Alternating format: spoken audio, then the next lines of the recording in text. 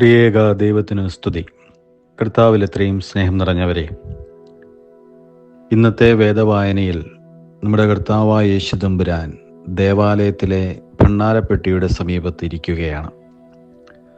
യേശു തമ്പുരാൻ അവിടെ ഇരുന്നു കൊണ്ട് അവിടെ ഭണ്ഡാരത്തിൽ ദാനം ചെയ്യുന്നവരെയൊക്കെ നോക്കുന്നു.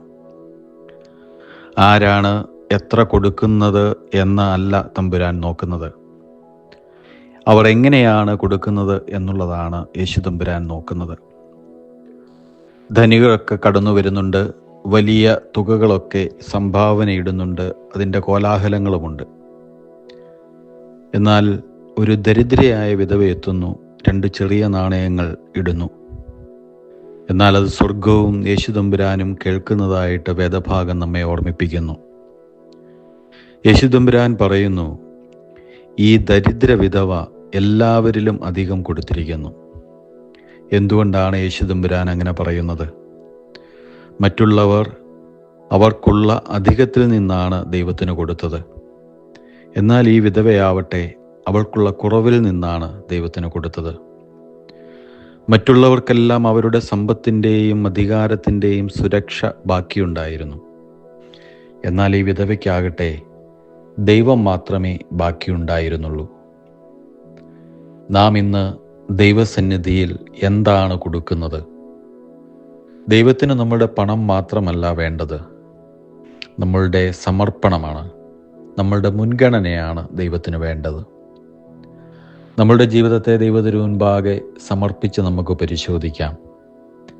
നാം നമ്മുടെ സമയത്തിൻ്റെ നല്ല കാലം ദൈവത്തിന് കൊടുക്കുന്നുണ്ടോ? അതോ ഫോണിനും സോഷ്യൽ മീഡിയയ്ക്കും ശേഷമുള്ള സമയം മാത്രമാണോ നാം ദൈവത്തിന് കൊടുക്കാറ്?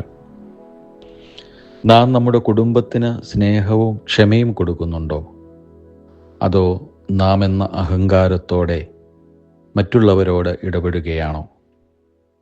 നമ്മുടെ സഭയിൽ, നമ്മുടെ സമൂഹത്തിൽ നാം സേവനം ചെയ്യുമ്പോൾ അംഗീകാരം പ്രതീക്ഷിച്ചുകൊണ്ടാണോ നമ്മൾ ചെയ്യുന്നത്? അതോ ദൈവം തന്ന കഴിവുകൾ മറ്റുള്ളവരുടെ നന്മയ്ക്കായി സമർപ്പിക്കുന്നു എന്നുള്ള ചിന്തയോടെയാണോ ചെയ്യുന്നത്? ദരിദ്രരെയും ആവശ്യമുള്ളവരെയും കാണുമ്പോൾ എനിക്ക് മതിയാകില്ല എന്ന് പറയുന്നുവോ? അല്ലെങ്കിൽ ഇത് ചെറുതാണെങ്കിലും ദൈവത്തിനായി എനിക്കുള്ളത് ഞാൻ കൊടുക്കുന്നു എന്ന ചിന്തയോടുകൂടി നമ്മൾ കൊടുക്കുന്നു? ആ വിധവയുടെ 2 നാണയങ്ങൾ വളരെ ചെറിയതായിരുന്നു, പക്ഷേ അത് അവളുടെ മുഴുവൻ വിശ്വാസവും അതിലുണ്ടായിരുന്നു. ഇന്ന് യേശു തമ്പുരാൻ വീണ്ടും നമ്മിലേക്ക് നോക്കുന്നു. നമ്മളുടെ ബാങ്ക് അക്കൗണ്ടിലേക്കല്ല, നമ്മളുടെ ഹൃദയത്തിലേക്ക്. നമ്മൾ ദൈവത്തിന് കൊടുക്കുന്നത് ബാക്കി വന്ന കാര്യങ്ങളാണോ? അല്ലെങ്കിൽ ആദ്യത്തേതും ഏറ്റവും മികച്ചതുമായ കാര്യങ്ങളാണോ? എന്നെ കേൾക്കുന്ന എൻ്റെ ദൈവത്തിൻ്റെ ജനമേ, ദൈവം വലിയ കാര്യങ്ങളെ ഒന്നും ചോദിക്കുന്നില്ല. സമ്പൂർണമായ നമ്മളുടെ ഹൃദയ സമർപ്പണമാണ് ദൈവം ചോദിക്കുന്നത്. കർത്താവേ, എൻ്റെ കയ്യിലുള്ളത് വളരെ ചെറുതാണ്, എന്നാൽ എനിക്കുള്ളത് മുഴുവൻ ഞാൻ മുഴുവനായും നിൻ്റേതാണ് എന്ന് പറയുവാൻ, അങ്ങനെ സമർപ്പിക്കുവാൻ നമുക്ക് സാധിച്ചാൽ, അങ്ങനെ സമർപ്പിച്ച ജീവിതം തന്നെയാണ് നമ്മളുടെ ഏറ്റവും വലിയ ദാനവും.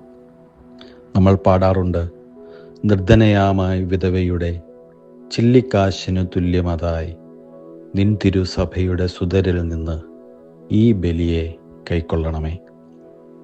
ദൈവം അനുഗ്രഹിക്കട്ടെ.